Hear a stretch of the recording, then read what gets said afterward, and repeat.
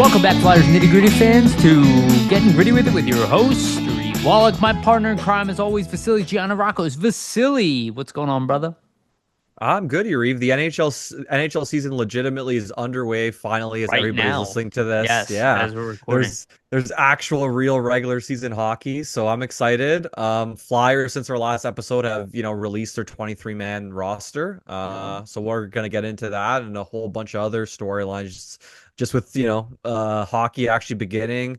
There's actually so much to just get into and talk about, so I'm excited. Yeah, yeah, dude. We're finally here. So we do have a lot to talk about. We are somewhat under a time constraint today, unfortunately. So we're probably not going to go like a 2-hour episode, but we'll still do at least an hour.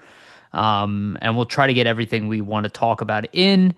We're going to talk about the Ryan Ellis trade. We're going to talk about Cam York's situation. We're going to talk about some predictions for team awards by the end of the year. Just there'll be a short little fun segment where we think they'll finish, and then Stanley Cup Finals predictions as well. Who we think it's going to be in the finals, and who we think is going to win.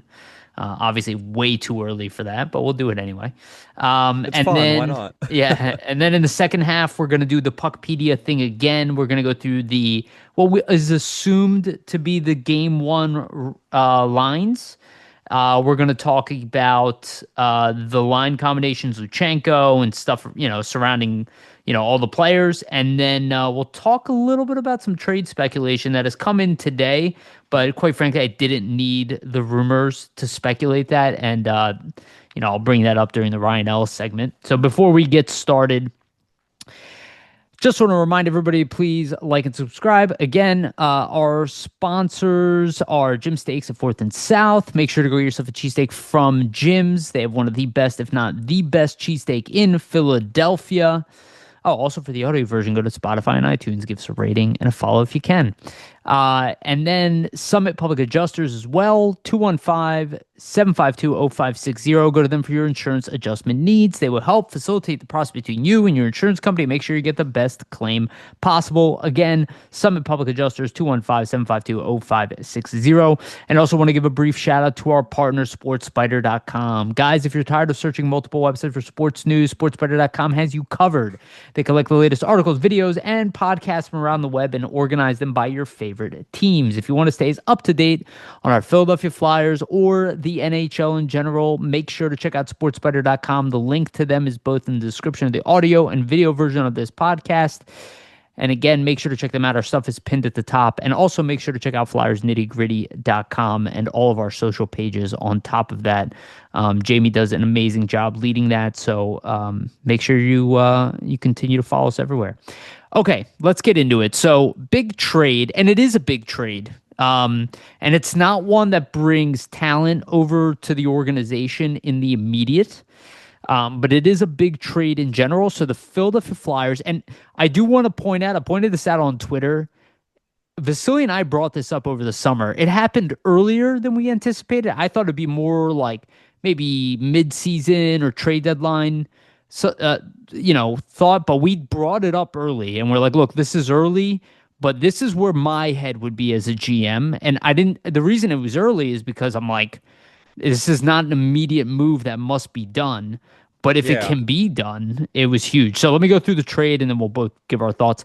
So Ryan Ellis and a 6th-round pick, and the condition is whether it be the Columbus or the Flyers 6th-round pick. So whichever one is higher will go to San Jose. The Flyers receive NHL forward Carl Grundstrom and ECHL/AHL defenseman, a younger defenseman, Artem Guryev. And I also want to point out, with the Ivan Fedotov trade and the Ryan Ellis trade, before the season even started, but within that training camp preseason window, Danny Briere has freed up $9 million of cap space. That is some elite shit. I just wanted to I think people are going to downplay that, but before the season even started, in this short little window where teams are kind of moving around players and trying to figure out how to be cap compliant for day one, he kind of snuck these deals in there and not only didn't make the team worse in any way, only improved. It was only a benefit in every single sense of the word. Even the 6th round pick that they traded, they received a 6th round trade for Ivan Fedotov. So you can figure that as just one big trade, and the Flyers just moved out like $9 million. So brilliant move by Danny Briere. Vasily, your reaction, and we can talk about the two players specifically.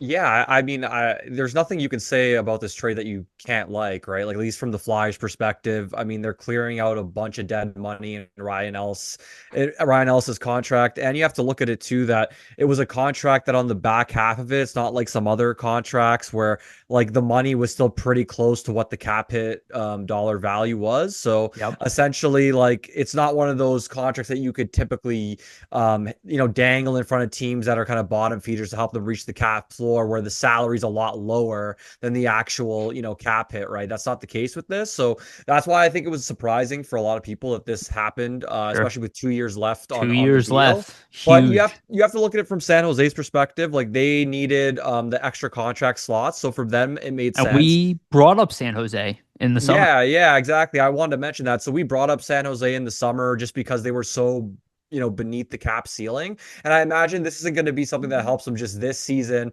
with the contract slots, but it's also going to help them reach the cap floor, next season as Yeah. well, and this season too. So there's a couple aspects to it. And I mean, from the Flyers' perspective, like, Ellis was a guy where when he was in the lineup for the 4 games, like, he played well.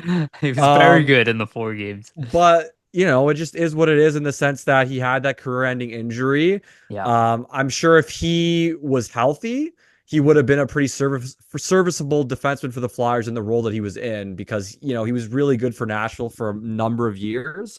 And if we're looking at like the backside of the trade and what the Flyers got, I mean, Grundstrom, just getting a guy that even has any NHL experience whatsoever for basically a cap salary dump, like that's a pretty good exchange. Even though his cap hit is 1.8 million, he's going to be in the minors. But if somebody, let's say, gets hurt, at least he has NHL experience, and you could potentially bring him up, and he could fill a role for you on the fourth line. So, from the Flyers' perspective, complete win-win. You get rid of a contract that's been on your books that you've been looking to kind of move out, so you can help with your cap situation, your cap flexibility. You don't have to deal with operating an LTIR. You can like totally bank cap space now heading into the trade deadline. So a lot of great facets of this trade for the Flyers, and a masterclass essentially by Danny Briere, because I think if you just look at it, it's pretty hard to move these types of contracts around the league. We usually don't see when you have players that, have this much dead money left on their contract and real actual salary. It becomes very hard, as we've Yeah. seen, to move these types of deals. So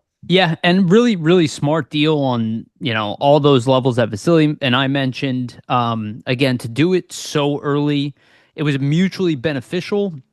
Carl Grundstrom is, I'm not going to put him in Delorier camp, right? But he is maybe in the Obels camp. He's a guy who's only overpaid, really, but it is an NHL caliber player, 4th line grinder who was taken in the 2nd round. So has a little bit of a scoring touch, but really good for like 7 to 12 goals a year at most. He's not really like a guy who's going to be playing, power play or anything like that. Maybe like a lesser Hathaway in some kind of ways, right? He brings, physical checking and, aggression, all that to the lineup. So he could be part of the equation at some point if there are substantial amount of injuries. You can see Tocchet, at least for game one, is going with a more veteran heavy lineup. So I would not count him out completely. Guriev seems to be, he was a fifth round pick, seems to be struggling to make his way into pro hockey. Played some AHL, mostly ECHL. My guess is, he is a mammoth defenseman. I think he's like 225 pounds, 6'4", as a yeah, he's young. huge. Yeah, he's a big kid. So, and the Flyers love that. So I think their thought is not necessarily an NHL prospect, but I mean, maybe, but very It's a low project. chance. It's Yeah, a very, project, very right? low chance, but could be valuable at the AHL level, especially with a guy like Yinning getting a call up and just a slew of injuries right now on the back end for the Flyers, which is crippling. We're going to go into that next. Anything you want to add on those players before we move forward? No, just I mean, in terms of the trade overall, I think nobody really expected it to happen at this point. Like to your point, like we called it out in the summer, but we thought it was maybe like something later in the year to set up for next season in the final year of Yeah. the deal. But the fact he could do this with 2 years left, I just think it's a great move because now you've opened up, yourself for potential additions at the deadline. If something's attractive to you, or even next offseason, right? You have even more flexibility. So. Yes. And what I have here as a note, it's like, and we'll talk about this more when we get to the end of the show. It gives you the ability to weaponize that cap space. So like even that acquisition, it might be like a three-way trade where the Flyers just take on salary and they're not even bringing in a player they want, but it's on the last year of the term. But it's like, hey, we have $7 million. Give us a second round pick and we'll take that guy off your hands or whatever, right? It just gives Yeah. them options to be involved in trades that they And, normally wouldn't have and in they've general. been trigger happy to kind of be the third team in those types of trades. So I think Briere realizes and recognizes that that's a spot that a lot of teams, or a lot of teams that are looking to acquire players at He's the done it deadline, before. like, yeah, but like that's a spot that a lot of teams that are looking to acquire players at the deadline, they need that third team, and sometimes it's hard to find that Yep. team, especially with like the cap world that we're in. So I think Briere notices that, hey, we can be that team if we make a simple move like this. So why Yep. not? Absolutely. Again, it just gives more leverage in trades. And he gave up, I was listening to Bill Matz talk about like how much better of a job Briere did on the Ryan Ellis trade than Chuck Fletcher did with like trading Shane Bear. That was a pathetic trade. I hated it at the time, but this is about leverage, right? And that's why the Flyers had the leverage, and they didn't have to make this trade with San Jose. So San Jose literally had nothing they could really gain out of it except for that contract. They didn't get really a good pick for it. And I mean, a 6th round pick has some value, but very low. And Yeah. they moved out a very small amount of money. The Flyers have to eat about 600K on their actual cap with Grunstrom. So, very smart move. The other piece of news here, and this is unfortunate news, is Cam York is officially on IR, I believe. If you just look at the roster that was Yeah, he released, is. yeah. So it looks like he's going to miss the first 3 games of the season. That is extremely unfortunate. We're gonna go through the lineup. It's extremely unfortunate because the Flyers are one dealing with injuries on the back end throughout multiple levels of the organization. Two, already relatively thin when it comes to those top spots in the lineup. So it's gonna be a little bit of a painful ride here to start, but it does give opportunity to evaluate other players. Again, for those of you who are like hoping we're gonna be a playoff team and all that, while I think that is a hope for the franchise, again, it's going to be one last year of kind of like it's a bit of a crapshoot, and we might see that change a little bit as the season goes on. And I don't think Briere is definitely going into the season being like, well, we're screwed on the back end. But I do suspect that they're okay riding it out, at least for the very beginning of the season. If it lasts a substantial amount of time, I don't think they're that okay with it. But it's definitely a bummer. I mean, Cam York looked really good, and he plays an extremely crucial role on this team in special teams and on, 5-on-5. So hopefully it's nothing serious and it really is just 3 games. No, yeah, you'd have to hope. Like, if you're looking at York and his impact to the team, he was going to be a top pair defenseman essentially right out of the Yep. gate. I think that's what they were expecting from him. I think also the staff was expecting that last year was a little bit of an outlier, considering the fact that the year beforehand, he looked like a legitimate top pair D next to Sanheim. And to be honest, I think they were expecting that he would take a bit of a step, at least especially offensively, because that's kind of been an area of his game that has been a little bit untapped. And, when you get the Tortorella leash off you, and Talk it's saying he wants his defenseman to kind of be up in the play, pinching in certain areas, activating. in certain situations, when it calls for it within the system, you would imagine that York would have benefited from that and that kind of green light. Yes. So you just have to hope that with a guy like York, because he plays substantial minutes against the other team's top lineups every single night, that it's not anything that is actually more than a day-to-day diagnosis. Because if it ends up being a week-to-week situation for Philadelphia, like it's going to be tough to replace those minutes. They're going to need somebody like a Drysdale to really step up, I would say, in his absence. So we'll kind of see how it goes. But I think it's probably a better thing that the staff and management is a little bit precautious, especially if it is just day to day. Whereas, like, if you were in the midst of maybe a playoff hunt, in the mix on the bubble, let's say in March or late in like March, early April, maybe like you'd have him play through this injury. But on the other side, like this is the beginning of the season, why rush it? Maybe get him these extra days of rest and see if he can come back in a week or so. So I think that's probably what their best case scenario is, but we're gonna have to see, and the team's obviously going to be monitoring, so we'll see what happens with him.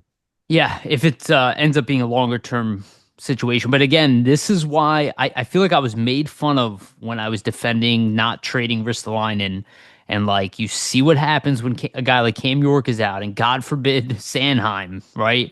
And you already, if you had at least Risto in the lineup, it becomes a lot more manageable. But now you're missing two guys. So this is why you don't want to like go ahead and just move everybody out of the lineup that you deem to be not future worthy. You need some depth. Right. And legit NHL guys. And the reality is Risto was playing at the top 4 level last year.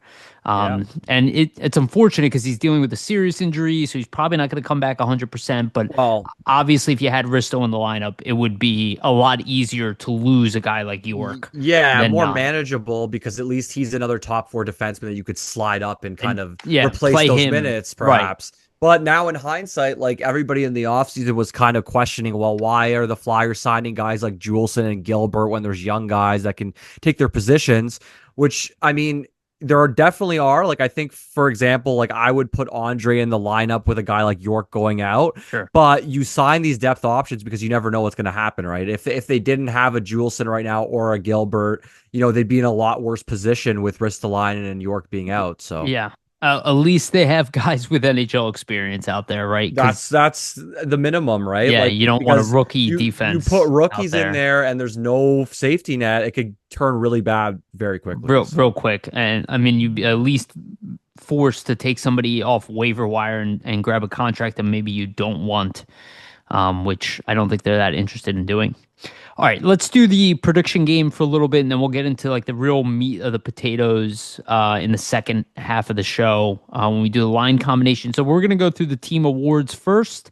We'll do them one by one. I'll give mine, and we'll do our name and then like an honorable mention on top of it of who we think like maybe could be like an alternate, and maybe I assume we'll have some crossover, at least with the honorable mentions and our top choice. And this one maybe is identical for both of us, but the Bobby Clark Award, the MVP of the Flyers. Who you have, Yariv. I have Matvei Michkov, who I expect to take a step forward again this year. From his rookie year to do even better, and really to have no choice but to give him the MVP. I mean, he was borderline MVP last year. As a side note, like I wonder if any media doing this before the season, like I wonder if there's anybody who didn't pick Michkov. I would imagine there's somebody. Probably, but it's probably a slim pickings, right? Well, my honorable mention is Travis Konechny, right? So that is the alternative to that. I guess some people maybe would name Zegras here as a potential Sean Couturier, Travis Sanheim. Yeah, maybe. Maybe some crazy ones like, newcomer Dan Vladar steps up, right? Like there are some options beyond that. Maybe Cam York takes a jump, maybe Drysdale takes a jump, but I think, the most likely scenario is that the franchise caliber 20-year-old you have in your lineup most likely takes a step forward. He's a special player, so I think you'd be silly not to pick him. Yeah, so it's not really out of the ballpark or anything. I'm going Michkov as well. It's pretty evident based on the comment that I made. This is why I added Um, honorable mention so we can. yeah, Yeah, yeah. I mean, my honorable mention is different. good. It would be Travis Sanheim. So I I just think, exactly. yeah, Yeah, I just think with all the minutes he plays, tough situations, like you could, especially with the it's a great injuries choice. now, Yeah, you could easily see him filling this you award in this role. So you can make the case that he's been MVP of the team the past two last couple years. seasons, Yeah, yeah, definitely. I think it's a great choice because usually it's like the stat heavy position. Yeah. But But when you're looking like heavy minutes, actual tough situations, he's getting all the toughest shifts. So he's the backbone of the defense. I mean, it's not even a question. Which actually roots into the next question, or to the next one, the Barry Ashby Trophy, and this is for the best defenseman on the Flyers. And this one is a little more generic, obviously.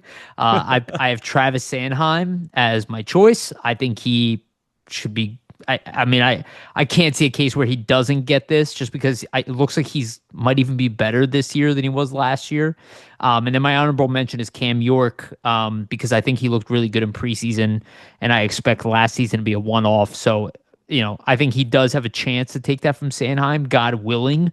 You know what I mean? hopefully he's Like, not too injured. Yeah. well, I'm just saying, hopefully he even takes a jump where you're like, he is better than Sanheim. Like, then the Flyers find Well, that's themselves in a ideal. good, That's yeah, ideal for in a sure. really good position. Um, so yeah, my pick is York. But obviously now with the injury, there's a caveat. I mean, if he is injured long term, my honorable mention would then be Sanheim. So it could be So Sanheim back to back as honorable mentions for me. But if you have Sanheim winning MVP, do you see like York getting best defenseman because Sanheim won MVP type of thing? kind of thing, yeah, Okay. basically. But I also see it because it's almost like not to say like most improved, like because that's a whole different award of its own, but Yeah. like it's almost because York had the down season, he bounces back a bit, so then he kind of gets best defenseman due to that too. But he also has to have a really good season too. I just think in general, there's a chip on his shoulder. He was going to have a really strong outing this year, Yeah. I think he still so. will. Yeah. So yeah, like if there's no injury concerns, York, but then if so, Sandheim's the honorable mention once again for me. Okay. Next one, we have the Pelly Lindbergh Memorial Trophy, and this is most improved. My choice is Tyson Forrester, who just the fact he looked so good after missing all that time in one preseason game, didn't look like he missed a beat at all. That tells me he was rusty and he looked as good as he was last year. I'm expecting a big jump from Tyson Forrester. I think he could even be an MVP candidate if he plays the way he can up to his potential. He's kind of nearing that age group now. And then my honorable mention is Bobby Brink, who I also think looks really solid and could end up, putting up an extra 20 points this year or something like that. I wouldn't be surprised. I think there's a lot of guys who could fall in this category Yeah, because it's a of tough where one. where the Flyers are currently in their development. Yeah, like I like those selections. For me, I have Zegras, just Cool. because, I think I about considered that. Yeah. the last couple seasons, not the greatest in terms of the point totals, injuries as well. I think if he stays healthy, that's a big one. If the point totals shoot up, I mean, probably an easy candidate. And then if we see some of the defensive play and even some of the faceoffs get better, then I think Yeah. he's really a shoe in, right? So but it all has to come together, but I think he's one that's on the radar for this for sure. And then my honorable mention for this one would be Forster as well. Okay. All right. I like it. Yeah, the Zegers one I considered, but I'm like, if he comes back, he puts up 65 points. Yes, it's an improvement over his previous couple of years, but it's like back to where he was. Yeah. But I don't know if that That's would kind of necessarily what I was looking disqualify at him. too, Yeah. but I thought like, hey, it'll be a big jump back to like the area where he's kind of supposed to be, right? So Yeah. Yeah, absolutely. I think it's a great choice. Um, okay. Next one is the Yannick Dupree Class Guy Award. Last year, this was won by Travis Sanheim. I picked Noah Cates this time because I think he's like kind of taking the reins of Sanheim a little bit. Like he is becoming one of the leaders of the team. It seems like a class act in general. And then I have surprisingly Owen Tippett as an honorable mention there because he's a quieter guy. He's never really trying to like hurt dudes or do anything like that. Seems like a really good guy. And seems to be picked on by everybody, but I could see him, being a candidate for this trophy as well. Yeah, those are some fun picks. On my end, I have for this one, I have Kate's as well. I think it Oh, makes interesting. I think it makes the most We did sense. not Like, share ours prior to this, just no, so no, no. people know. No, I think it makes the most sense just because it was kind of similar to what you said for Tippett, to be honest. Like, he's a little bit quiet, but he seems like a good leader in the room. Everybody seems to respect him. Yeah. And then honorable mention, I actually had Delorier, which is Oh, kind of good one. funny.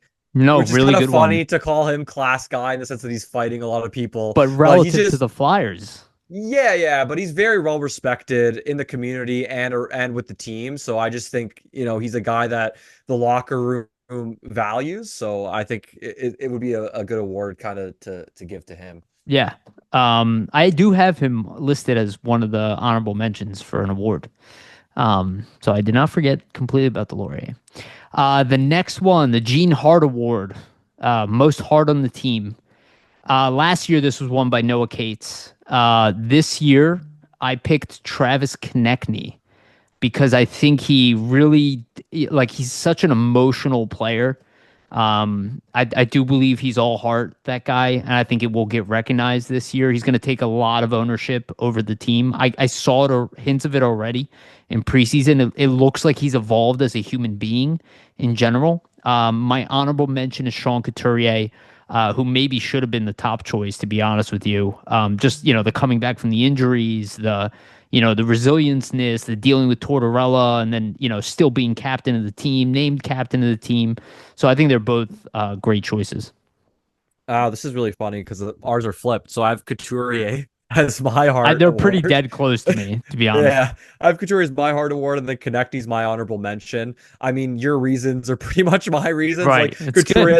Couturier is the heart of the team. He's the captain. He's kind of what gets the lifeblood of the team moving and rolling. I also think just in general, I think he's going to have a bounce back season in the sense that like he was, in the 40-point range. I think he's going to be over 50 points this season. You're going to see a bit of an I offensive resurgence. So Yeah. that was my reasoning. And then Konechny as the honorable mention just because to your point, like look at the strides he's taken from his rookie season to now, just in terms of not even on ice, but just like the leadership qualities. The way he He's talks really to the taken, media. Yeah. yeah, like great quote for the media, but also just in terms of like taking younger players under his wing, like a Yep. Michkov. Like you can really see that he's being a mentor to He's some of the turning younger into like guys. the Giroux of the group, right? Yeah, a It little feels bit. that way a little bit.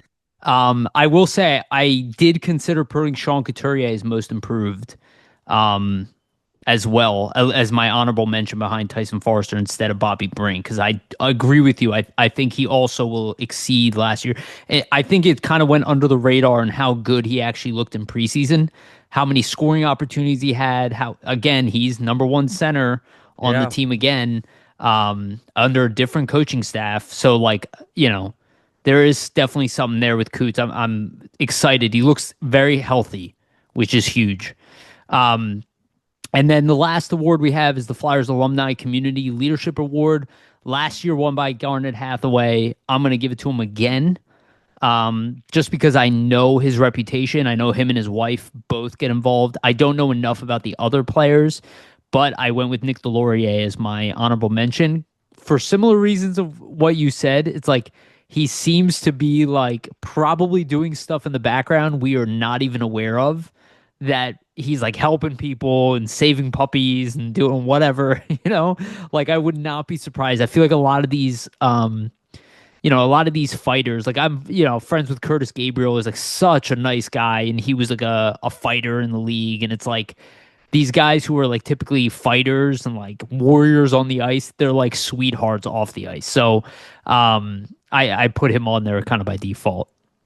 Yeah, so mine for this one is Konechny, just because he's been involved in a lot, like in That's terms of good. like Flyers charities. It's a good one. He's done like different events with like toy drives and like other donations, stuff like that. So I just think like he's been involved with the charities basically since he's kind of broken in with the team. And then my honorable mention was with Garnet Hathaway as well, just Okay. because he's doing a lot. He's got that beer line as well. I think some of the proceeds are going to charity too. So I wouldn't be surprised if he wins it again, to be honest. Yeah. Yeah. I think those are great choices. So now the question is, where do we think that they will finish in the Metro? This is a tough one because I think injuries really will come into play. Not so much on the forward group, but on the back end.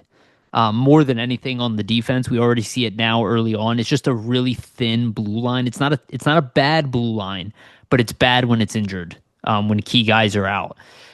So I have them as fifth, and I'd say maybe that's optimistic. But I have them essentially above the Islanders, the Penguins, and who else am I thinking of? Columbus. Jackets. Yeah. I think Columbus was riding off of the tragedy a little bit, like the Flyers did that with Oscar Lindblom. I think there was a little bit of that in the play. I would not be shocked if they finish lower. I have them outside of the playoffs, and I have them at 90 points on the season. I think that is an optimistic view as of right now, but that could be better or worse than what we think.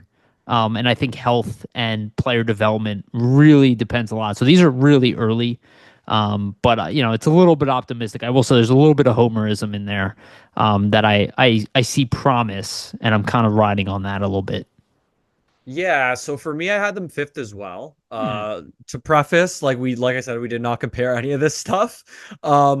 My thing is, I do think like their offense is going to take a big jump, so that kind of puts them ahead of the Same. Columbus, Pittsburgh, Islanders, but then they're not going to be able to compete with like your more upper echelons like the Rangers, Capitals, Canes, who's the other team I'm forgetting? Carolina. Devils? Oh, Yeah. okay. You said Devils Canes. actually. Devils. Devils, Yeah. yeah. There we go. But yeah, so I have them there, and then I have them at 87 points, which I believe is like Okay. almost like a 12-point increase, I think, It's from last year. It's 11. They 11, they okay. had 76 points, I believe, if Okay. I remember correctly. But still, not enough to make the playoffs, but still on that bubble. Pretty big But yeah, jump, I yeah. honestly, for the same reasons, like the offense to me looks like it could be an actual thing to contend against this year. They are To four lines yeah. deep. To be Again, they have, honest, this York Risto injury is kind of like tempering my expectation. Like right, I had them on the wild card bubble if their D was healthy. Just because I but thought right, yeah, without them, I mean it's gonna and be again, a wait and Bonk. see situation. So Bonk too. We didn't even get to take a look at him because, like, you can kind of be like, maybe he's not ready for the beginning of the season, but maybe 50%. That bottom pairing role. yeah. He could be a perfect fit on there to, as he evolves throughout the season. But we didn't even get to see him. He's injured too. So, yeah, the defense injuries are a concern more than the goaltending because I think Vladar Erson will be good enough to make them like a mediocre team. But without the defense being stable, but we'll see, and again, a lot depends on Jamie Drysdale taking a step, York taking a step, and Drysdale looked really good at some times in the preseason, and then he also had some flubs and some mistakes. York obviously like looks great, but it's York and Sanheim, and then we don't even know about Risto yet. If Risto and York were healthy, I'd feel a lot more confident in that If they bubble were healthy, playoff. like I had them, like I said, 87 points. So yeah, they had 76. So that's 11 more. To your point, if those guys were healthy, I probably would be 90. I think they would get 3 more points just by having a York and Risto in the Yeah. lineup consistently. But if they're out for a long period of time, like you could easily see them getting caved in certain nights defensively against certain teams. It just is what it is. Yeah. I think it's gonna be a problem this year unless the Flyers do something about it, which again they can weaponize that cap space they have now. So let's go Stanley Cup Finals predictions. Again, way too early for this. But this is the fun part. Let's My see. opinions will probably change, but had to go through it. So my choice from the West is Vegas. I just think they're a really strong team. They did lose Pietrangelo, but they gained Mitch Marner. And I think Yeah. they probably have the best forward crop in the league now, just top to bottom. When you consider they have Eichel and Marner playing on the same line. And, it's kind of like they're what the Toronto Maple Leafs have offensively or had, and then some, deeper than the Maple Leafs. Plus, they have definitely, I don't know, definitely, but they have a better defense. And if they sign Carter Hart too as like a backup goalie, which again I believe he'll end up taking the starting goaltending spot if he does sign with them. They're going to be two goalies strong. They have a really good defense. They have everything, and then Mitch Marner I think is a phenomenal hockey player. I don't agree with all the the shit that was thrown on him for them not making it. I think Toronto is going to suffer from that more than they even realize. I don't think you Yeah, lose that caliber their of player forward without taking depth a is step back. definitely taking a hit with They're a him. little delusional about it. I was listening to Steve Dangle. They like Vegas has them dropping in points, and they're like, "Oh, that's insane." I'm like, "Yeah, you lose the top three right wingers in the NHL, and no reason you would go back a step." It's like that. I think they're a little I delusional mean, about their team depth a 100 point player and a losing that on two-way any, and yeah, a losing that two-way on player. any team is going to be Yeah, tough. he wasn't like a Um, one-dimensional player. He was also arguably their best defensive forward. On top of that. yeah, played the PK all the time. Yeah, so my picks, Oh wait, I was, I have Vegas winning. oh, Oh, okay. I have Vegas versus the Canes. Wait, I didn't get through it for versus. I think the Canes look really good. I think Ehlers, I think they're the same team plus Ehlers, and they have Stan Coven, who's now a year older. I see them making it to the end. And Vegas versus Canes, I see Vegas taking it. My bad. I thought you mentioned the second team. I didn't. Yeah, I thought I did too for a second. All good. On my end, I have Dallas. I just think this is finally their year. It's going Love to it. be their year at some point. Like they Yeah, just have such a stacked team. Wyatt Johnson, a year older. Heiskanen should be healthier Rantanen this the whole season. time. Yeah, Yeah, Rantanen the full season exactly. I'd imagine Robertson might have kind of a bit of a chip oh on his yeah, he was shoulder out for a while too. Yeah, after all the bullshit, just with like the trade rumors and contract stuff. year. Yeah, so we'll kind of see where it goes with that. But yeah, Dallas for me for the West, and then from the East, I actually have the Capitals, and I think I like last it. season, like for them, Wasn't I a think it fluke. was Yeah. no, I think it wasn't a fluke. I think it was a coming out party, and I think a lot of the guys that like are gonna have to make a difference kind of showed their worth and how effective they can be, but they were still really young players, rookie seasons and such for some of them, like Connor McMichael, right? Like he's only gonna get better. Now they're at Poitras, and they have the other one Quatra. too. Now they're adding in Leonard, and then And they have the younger Poitras as well. yeah. And they have Lapierre as well. I don't know if he made the team, but he might be a call up. So they got some young guys that have some promise, and I like they, it. they still got Ovechkin who can, pummel the They goals in as we've seen. So I think they'd be a dark horse, but I like the Caps for the no, East. I think it's a good choice. And then Sorry. my winner would be the Stars. Okay, I like it. I like both picks, and to be honest with you, like Washington kind of reminds me of what St. Louis did, right? It's a win by committee group, rough and tumble, size, strength, scoring. They kind of have it all. They're not like the best at anything, but they're deep.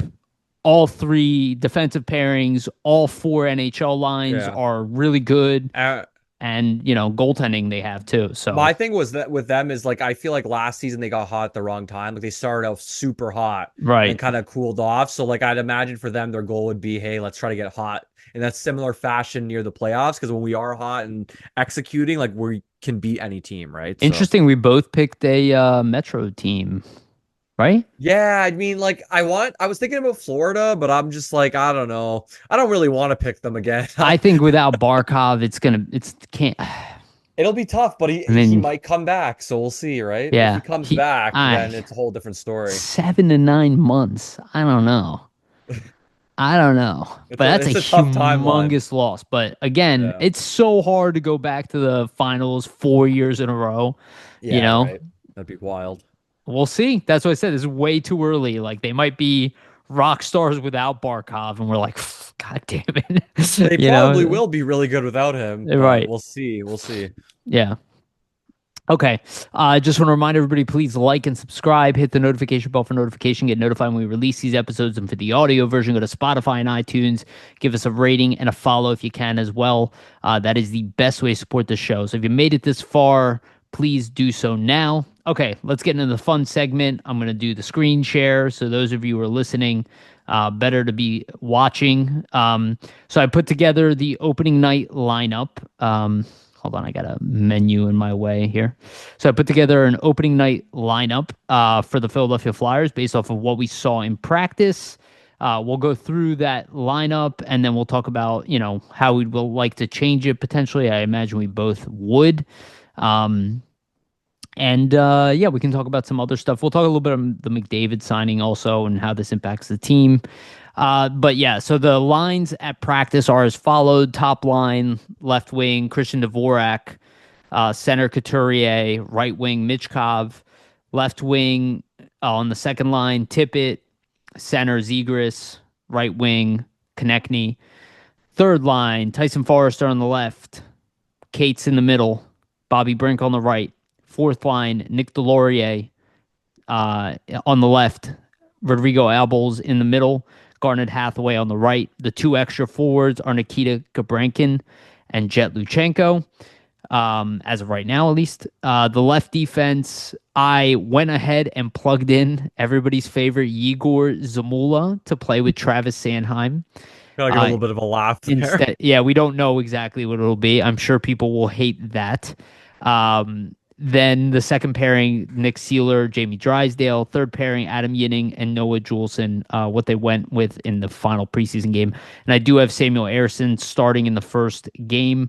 We will see about that. Might end up being Dan Vladar. I think it's probably lining up to be a 50-50 split, just based off preseason.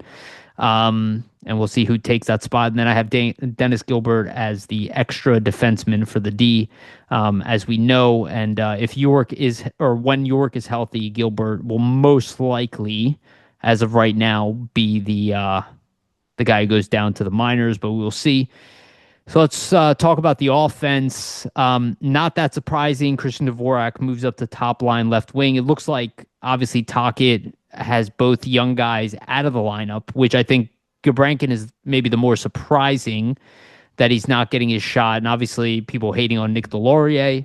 The thought process that people are having a line that they're playing Florida, who, they just had like a 300 penalty minute game against Tampa Bay. They are a rough, tough team. So maybe their thought is not to throw the kids against, Florida for game one. There's also heard Charlie O'Connor bring this up. I think that's also potentially a thing, just a sign of respect to Delorier, let him play the opening night roster, or lineup, because he's like an NHL player, been with the team for a while.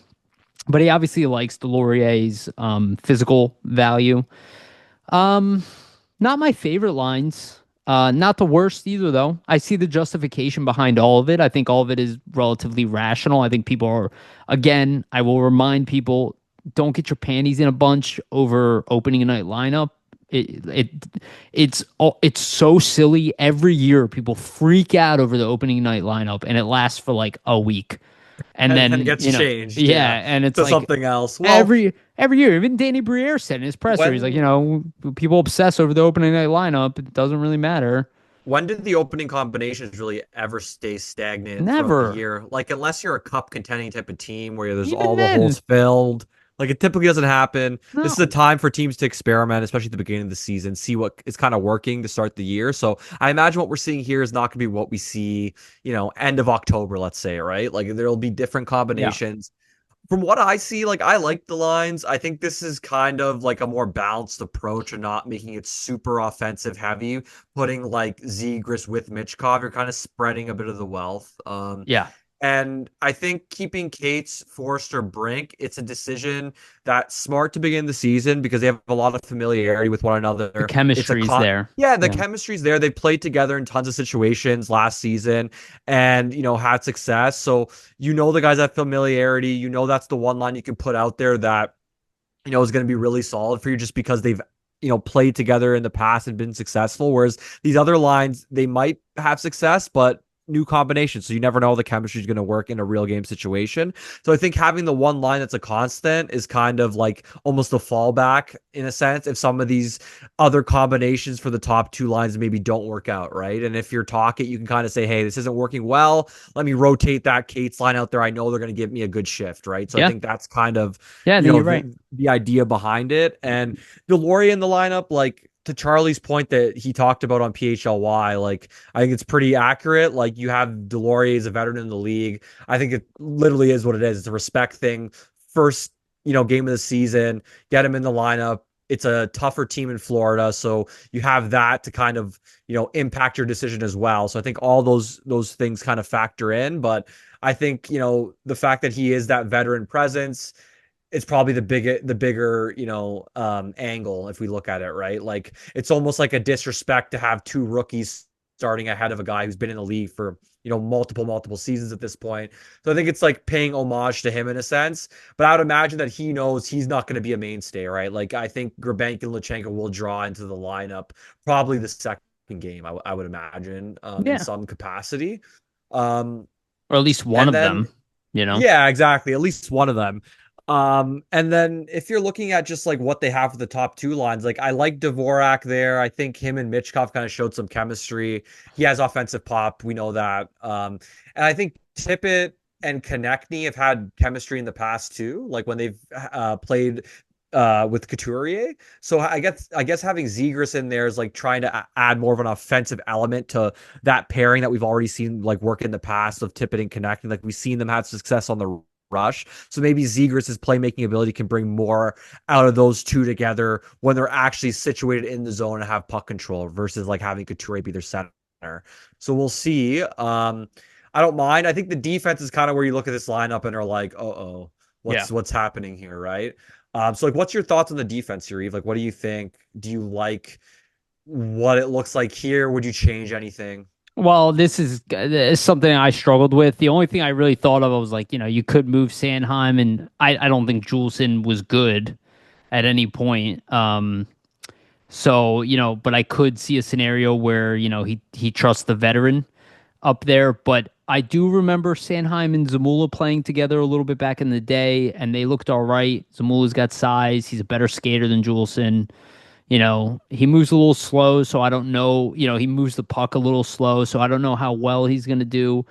It's kind of really between those three guys. I guess there is also the thought you could put Sandheim and Drysdale together, but then, you kind of lose a lot of puck moving through the other two pairings. I imagine he's probably going to want to keep them split up. And then obviously there's the Nick Sealer option. You move Seals up and put like Drysdale with Yinning as like the stay-at-home guy, which I think they tried a preseason as well, and then put Zamula with Juleson, or maybe Dennis Gilbert will play, but I think he's not going to, considering he was the cut. I think he's Yeah. most likely going to be used as the He's extra probably the defenseman. 7, I'd imagine. Yeah, I mean, I at think least for game one. it's a really hard defense to put together. That's why I see Yeah, like without Zamula. Risto and York, it's a whole different It D. doesn't fit well. Like personally, I would move Sanham to the left and probably put Drysdale up there, and then maybe you can say, hey, that's like a legitimate like Put like closest Sealer with thing. Zamula. Yeah, closest thing we have to like a top pair. But I see like why you wouldn't want to do that because then you're very top heavy in the Mhm. sense that like your most talented guys are on your top pair.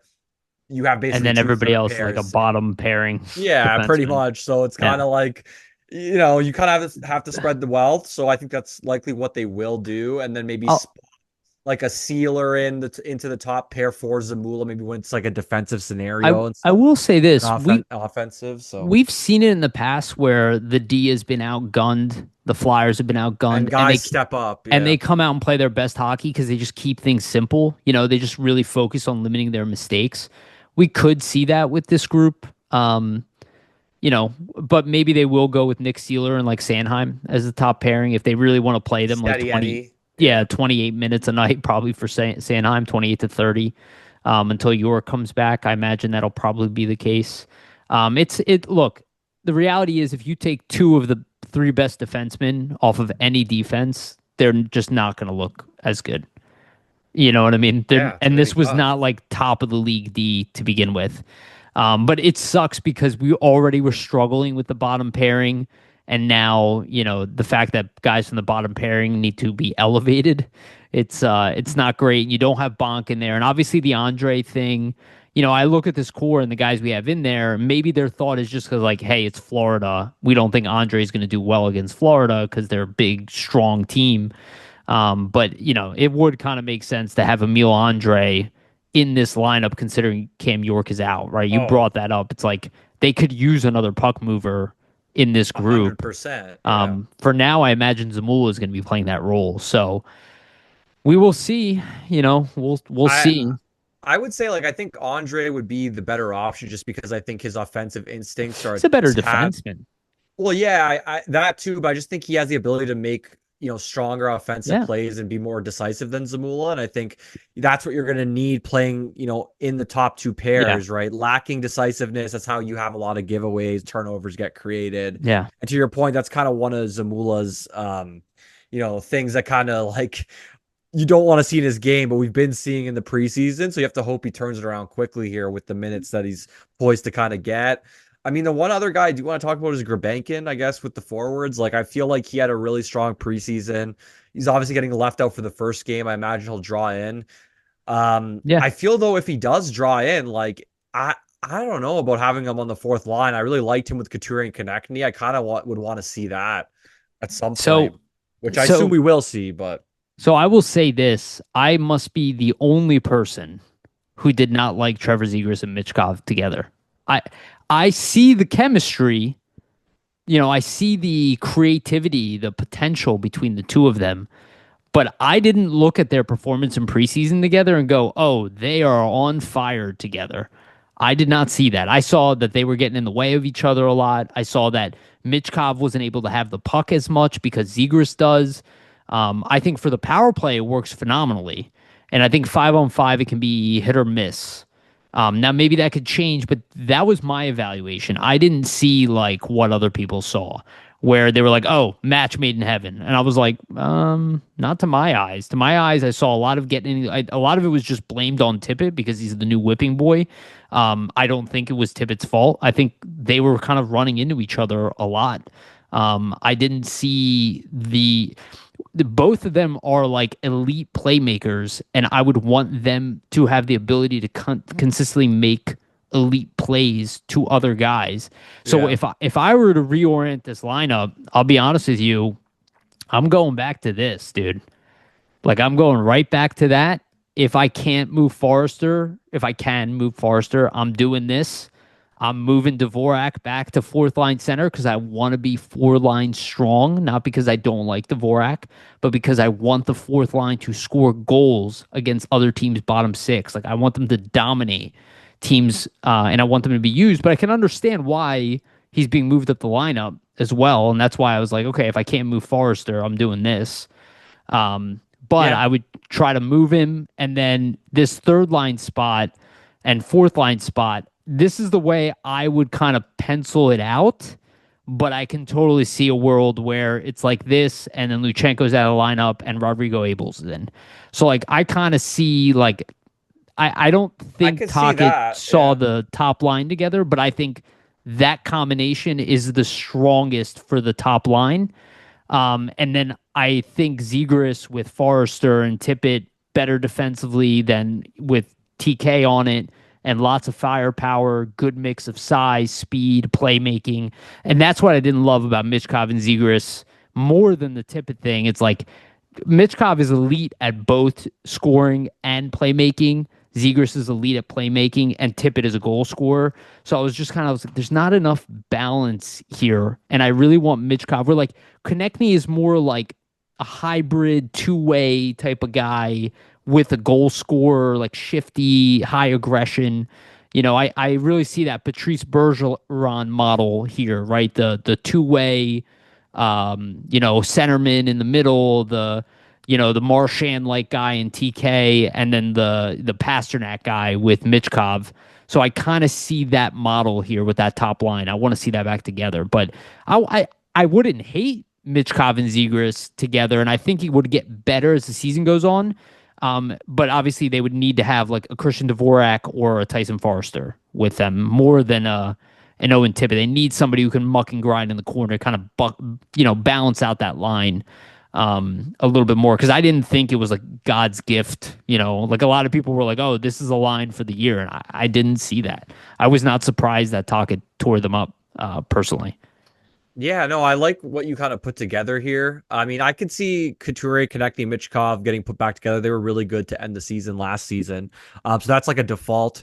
I like what I saw from Zegras and Michkov. I think to your point, like at 5-on-5, they weren't extending zone possession as much. In the later preseason games, I thought the first couple they looked better, and the later games they were kind of getting into the zone, like you said, to your point, like running into each other a bit, not able to set up. But I would be willing to explore that a little more because I think they're really smart players and they find a way to Sure. potentially make it work. So Yes. I could see why, you might go back to that at some point, especially if the team struggles offensively off the dot. Like I think if they have struggles to score, they might go to that just because, you have your two most talented offensive guys. So why not give it a shot? So to that point, we might see this, right? This Even is throughout kind a of what I game. want. So this is kind of what I wanted, to be honest. And I think the reason for me and why I wanted it is just because I think Couture and Konechny have always been a good pair. And Konechny and Tippett showed some chemistry last season too when they played on a line without Couturier. So I think put all three together, see what can happen. And then, this line looked good when it was together with Dvorak on there, and he's kind of your defensive ace on the line. And you have kind of your like old reliable third line. That's kind of like your Yeah. trusty. You can Yeah. put these three back together at any point. They're going to give you a good shift. Yeah. And I like what you did with the fourth line because I think you have Luchenko and Grabenkin together. They can maybe make something happen With offensively. with Hathaway, who's got punch, It could can be a bang, like a good two bang way. and crash type of line with Grabenkin on that line as well. I like it. Yeah, and And Luchenko Luchenko's brings your speed. defensively responsible. And also you're not just playing like two older guys. Yeah. It's a very veteran heavy lineup, And to be as fair, of right too, now. like if you feel like Luchenko's not getting enough minutes, I think you could probably swap Luchenko into Cates' spot if they wanted Yeah, to play him more. I don't And think that's gonna happen though. Like no, I think I Noah don't think Cates is viewed it's. so highly that I I know, yeah, can't. he's viewed highly. I don't think it's going to happen, but I'm saying if he starts playing better than Cates by some reason, like at the end of the day, he's your first round pick, so I would play him more. That's what I Yeah, would do. look, I'm not saying that I don't agree with that statement. I just don't see that happening because I think Noah Cates is really good, and I suspect he's gonna like I see more of a chance of Cates moving up the lineup than down the lineup, but maybe not at center so much. Maybe like doing what Christian Dvorak is doing. But Yeah, this is kind of the problem, right? So we'll see what's going on with Luchenko. It looks like they're going to pepper him in there, and for based sure. off his play that night, they'll kind of work him into lineup in different I ways, I think like with Dvorak. Luchenko, the most important thing for him because his defensive game is already developed is get him in offensive I know, situations. I So agree. like if you're gonna have him on the fourth line like all the time, it's not the greatest. But that's Well, why I think like you could swap. Sometimes you could swap. Like for example, like you have that Tyson Forster Cates Brink line. Let's say it's a defensive situation, put Cates on the line, but it's an offensive zone draw, right. put Luchenko on the line just for a couple shifts, maybe. But we'll see what they do because they're Yeah. going to have to play him. If he's going to stay, they're going to have to at least get him like 13, 14 This minutes a is night, or else it's not beneficial to him. So, This is why I thought like Gabranka was being sent down. They were going to do this with Luchenko. So now you got to figure out how to do it with two guys rather than one. Like I always had Abels making the team. And I think Gabrankin deserves to be here. I'll make that clear.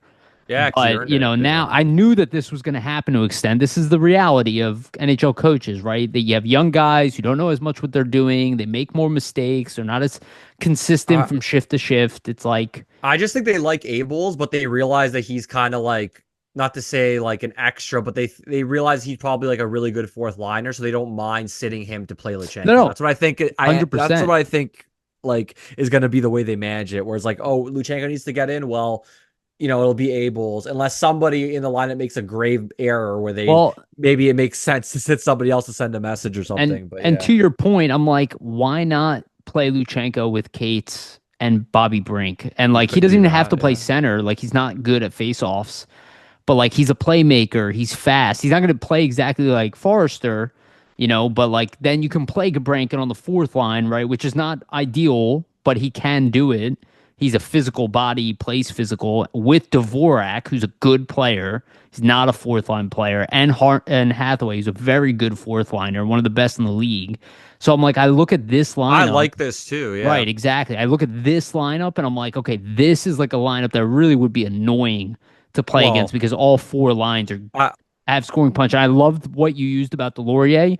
I don't hate him, but he neuters the fourth line offensively, and I think that was a perfect word when you oh, texted me that the other day. yeah, just because like certain plays die on his stick, he can't make like certain reactions where you need to pass it super quickly or kind of set up a play that maybe another guy might be able to do in that same role. So like what you have here, I really like. I think ultimately to unlock like the potential of this roster, that happens with Forster in the top six. I think that's where they need to eventually get to, because even though that Brink, Cates, Forster line is a really good option, I think at the end of the day, like you want to have Forster in a top six role as a top six winger. I think that's his eventual ceiling. Yeah. And you're kind of limiting him on that third line, even though they've been great, right? Yeah, absolutely. So let's talk about that cap space that's available. Um, Anthony Sanfilippo, not, I'm sorry, Anthony DeMarco, not Sanfilippo, did Too many mention. Anthony's in the Flyers media Yes. sphere. Yeah. Sorry. Sorry, DeMarco. So yeah, Anthony DeMarco did mention that he would not be surprised. He's hearing a little bit about Flyers rumors. I also saw Elliot Friedman put it out there that the Flyers could be looking to use some of that cap space they have available for help. And look, if you look from the organization top down, Ford is not necessarily the issue. I've said this in the offseason. The issue is D. They are not deep enough on the defense. There might be teams out there looking to move somebody out. So the Flyers are an opportunity to potentially bolster their team in, one way or another. The defense we know could use a bolster regardless. They, outside of Bonk, Amico, Spencer Gill, and Amico and Spencer Gill are like late first round pick, second round pick guys. They're not, at least on paper, they don't project to be top four defensemen immediately, like in the near future. So you really don't have Bonk. So like you need another name in there. Drysdale, York, Andre, they're all young. They don't have like a 25-year-old, top four defenseman that's a surefire guy outside of like Cam York, who's 24. So they need to kind of figure that out. So we'll see. I don't think they're going to jump to make a move. We know Briere is patient, but this is what I talked about weaponizing, is we both did, right? Is that you have an opportunity now to catch a team in a position where they're looking to move a guy, they're up against the cap wall, they have an issue, one guy in their organization steps up, so they're willing to move on from another guy because they need a winger or they need something.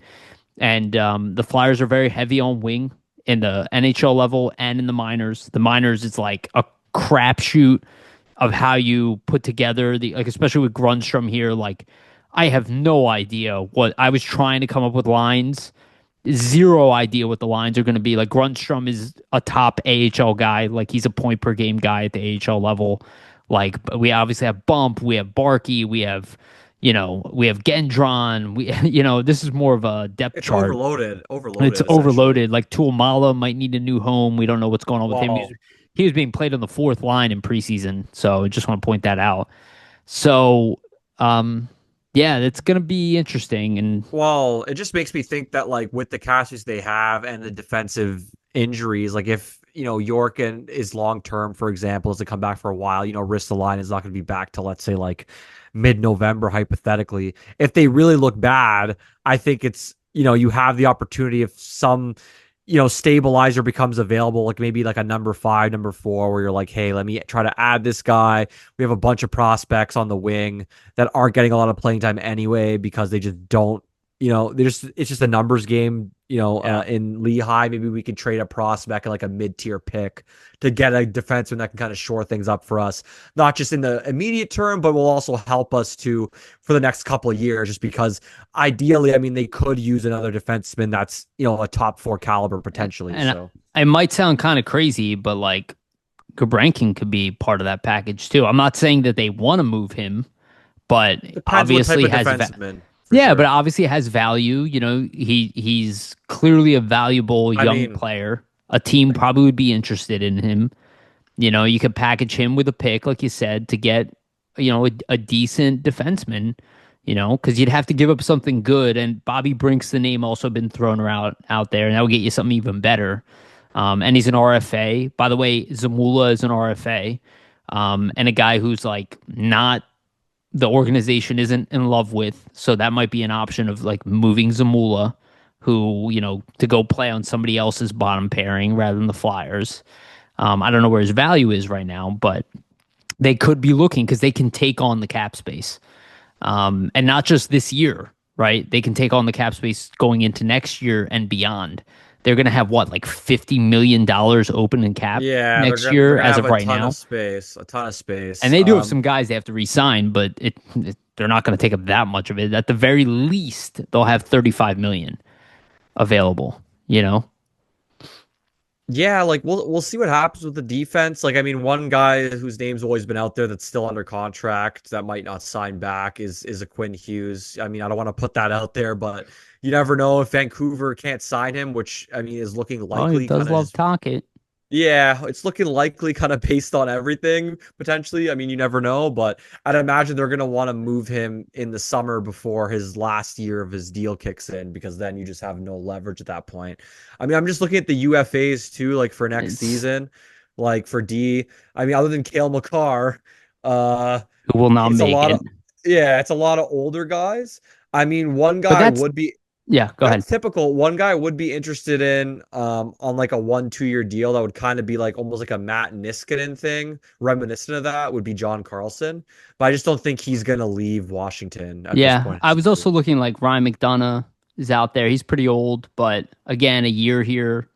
But the UFA market is not going to be incredible, right? No, So the Flyers are gonna fill this this hole on the trade market. I mean, if you right, look at and all they the can start assets they earlier now. have, yeah, but look at all the assets they have in terms of like draft capital. Like they've made all their first round picks for the last number of years. Like Still have if you're gonna Toronto's first round. yeah, but I'm saying like now's the time to add to the roster, like with a lot of young guys kind of getting added, certain guys, taking steps potentially this season. Now would be the time to add going into next season and beyond. So I think if certain defensemen become available that are either top pair quality or second pair quality, you now have so many, like you've made so many draft picks. I think it's time where you can afford to lose a couple picks to add to your actual roster, right? So I think if they make the choice to say, hey, let's trade a first round pick potentially this year, Toronto's or our own, or let's trade maybe a couple second round picks for the next 2 years to maybe add a defenseman because we're lacking certain depth, and you maybe put one of the prospects along in that package too, whether it be from the AHL or maybe guys like Grabenkin or Brink. I think you could put a pretty attractive package together where you could probably get one of those defensemen where they might not have been in that position beforehand, just trying to add to their prospect pool, right? Yeah, yeah. I think the opportunity is now open to do something earlier With than the was initially space. anticipated. So I am interested to see what kind of aggressiveness Danny Briere will use, and whatever the trade is, it will come when you least expect it. That's the one thing you can learn from Briere. You are not going to see it coming. Good. Yeah, which That is a means the good rest of thing. the league isn't. I do want to talk about McDavid signing a little bit in the implication. So Connor McDavid went ahead and signed re-upped with the Edmonton Oilers as somewhat anticipated, though there was questions whether he would make it to market. Having said that, one, he took less money. 12.5 million, definitely could have got more from the Oilers, which means he took less money essentially for 2 years, essentially letting the organization know you got this year and the 2 years beyond that. And if I don't feel like we're going to win a cup, I am leaving. I need to win a cup. So it actually helps the Flyers in the sense that they were going to have to be ready and be competitive by this offseason to, get Entice a him. guy, Yeah. yeah, to get a guy like that interested. That buys them 2 more years. Now, it doesn't mean they're going to be able to sign him, but I do think it becomes more realistic of him signing, in his 30s with a team like the Flyers. Because the balance in the league will shift more in the next 2 years. And quite frankly, I get it. The Oilers were in the finals the past 2 years. He wants to win a cup. He took less money to let them have more cap flexibility to keep guys on the roster and to bring in whatever they need to win. So I think it's a smart move for him. I knew he would sign short term. I thought it would be like 3 year deal with the Oilers. So two is even more aggressive. He's pretty Um, much giving them a deadline saying, hey, like yep. we better win in this window or else I'm gonna walk. And it's Yeah. pretty evident, right? Like he easily could have got 20 million on the open market from probably any team. Like if McDavid came to you, any single team and said, I want 20 mil, and that wasn't Edmonton, they would have been like, yes, because best player potentially of multiple generations. We'll see how it all, shakes out and in the end here. But yeah, like he could have took the money. Obviously, he's prioritizing wanting to win. He sees how close Edmonton is. He realizes, hey, if I take a 15, $17 million deal in the next 2 years, if I take the Kaprizov contract, for example, I'm going to hamstring this team and they won't be able to add pieces around me to make us competitive to actually win. So that's what his goal is, right? He wants to win. He wants to get that cup. He wants that on his mantle. We'll see if Edmonton can ultimately do it. I think their backbone and kind of like the root of their problems right now, and what is kind of not allowed them to win and take that step, is the goaltending, right? So I think you have Stuart Skinner, sorry, still has the goalie. I think until they make an upgrade there, That might be where they're looking to upgrade throughout the season. yeah, they're going to be on the bubble, right? So we'll kind of see. Maybe they're waiting to see if Skinner kind of bounces back this season, because he had a pretty rough season last season, but the season before he was pretty good, and he's still a goalie that just entered the league only a few seasons ago. So they don't want to pull the plug too early, because we've seen what has happened with that when we do that with goalies. So I think they're willing to kind of give him a shot, see how the beginning of this year kind of starts. But if he struggles again to start the year, I'd imagine they're going to be goalie shopping, and McDavid taking that salary cut is going to help them do that. Yeah. It is surprising to me, like, to be honest, that they didn't pursue Hart. But I guess just being in Canada, I think just the media shitstorm that will come if he would have signed. I think he doesn't want to go to Canada. That too. It could be Hart too. That's just like, I know what the media is going to be like here. Every single question, every single night. So he's probably like, let me just avoid this entirely. Yeah, but it's like what we said. Edmonton kicked the tires for sure. Yeah, I think so too. I think it's a lot of it is in Carter Hart's hands, and he can't play for a while anyway. So he's not really in a rush to sign a contract. Though I guess he could get paid, but he'll probably get paid anyway. And he's trying to sign. He's probably trying to get more than 2 years, which is what's been rumored. I imagine he's going for at least 3, but can understand why teams don't want to give him like a long-term contract where he currently stands. But he might be waiting for a team like Edmonton to become more desperate, And there are other teams out there that might lose their starting goaltender, and they're like, "Wow, he's the best option we have. We might as well sign him." Yeah, we're going to lose this. Right, exactly. Yeah. So. We'll see what happens with that as things go forward. And also Kaprizov gone now. McDavid's gone now. Again, we bring this up all the time. 80% of the players you're excited about, they're not going to be there in UFA. So people need to get that stuff out of their head, that they go into the year being like, oh, like sell everybody and sign McDavid. Like, this is delusional thinking. You can make trades for good players, because there'll be players available through trade. There always is. We see these hockey trades happen. The good thing is this management staff, they've put, the organization in a position where it's not just the cap space. Like, you have to open up the cap space to be able to sign these players once you eventually acquire them, which they've now done, right? Like, they're in a really good position for Michkov coming up, potentially Zegras getting re-upped, whatever players they sign in the future. But yeah, like, to your point, it's usually through trades, right? Like, and now they have a lot of really, good prospects in terms of like the pool they can draw from to add to other areas. And I think you can weaponize cap, like you said, cap space to get more draft picks to maybe use in trades, but even your own draft picks, you might be more willing to trade just because you've added so many prospects over these last, handful of years here. Yeah. So. And quite frankly, offense center is not their number one need. It's defense. Not anymore. Yeah, now it's defense. Especially if they draft high this year, it's probably going to be a forward again. And again, Porter Martone just had a goal and assist. I think it was a preseason game, but in his first outing, I think Vasili scored 2. They're pretty loaded when it comes to forwards from the young aspect. Defense is where they're thin. They could really, like a Quinn Hughes would be like ideal. This is what this core needs, like a top. They need a top tier defenseman. Yeah, for sure. But you're looking at it, right, and it's pretty evident to your point. Like, last season, one injury to the centers, and you were like, oh no. This season, it's the opposite, right? Like, injuries to the defense, you're seeing how quickly it's getting thin, right? It's a lot worse when it comes to the defense. So we'll see how the Flyers play this season out. Again, that's probably why Luchenko's here too, in case somebody gets injured. They're like, okay, well, it's Luchenko time now down the middle. But they do have Dvorak too, who can play center. So they are in a much better position in the forward spot as of right now. Okay, that's it for us. We are on a time crunch anyway, so I think we're just in time. Anything you want to say to the audience, Vasily? No, just anybody who's listening, check out flyersnittygritty.com. There's a ton of articles coming out every single day, ton of content. If you want to know about the Flyers, what's happening, go to the website. You're gonna be filled in like 5 seconds. All right, love it. Okay, just a reminder to please like and subscribe. Hit the notification bell for notification. Get notified when we release these episodes. And for the audio version, go to Spotify and iTunes. Give us a rating and a follow if you can. That is the best way to support this show. We truly, truly appreciate it. And also, shout out to our sponsors, Jim Steaks at 4th and South. Make sure you go get yourself a cheesesteak from Jim's. They have one of the best, if not the best, cheesesteak in Philadelphia.